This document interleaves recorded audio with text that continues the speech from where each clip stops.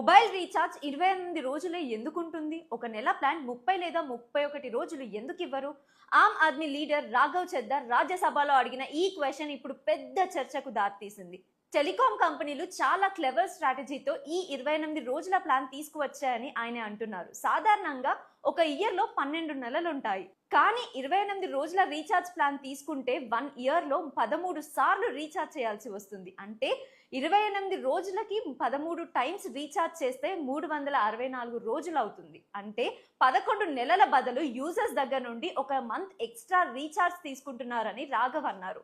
ప్రపంచంలో చాలా చోట్ల బిల్లింగ్ క్యాలెండర్ నెల ప్రకారం 30 లేదా 31 రోజులుగా ఉంటుంది.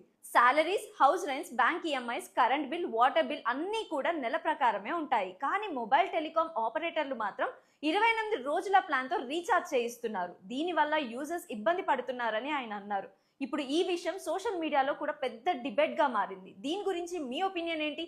కామెంట్స్ లో మాతో షేర్ చేసుకోండి. అండ్ పూర్తి డీటెయిల్స్ కోసం పర్ఫెక్ట్ ప్రైమ్ న్యూస్ ని ఫాలో అవ్వండి.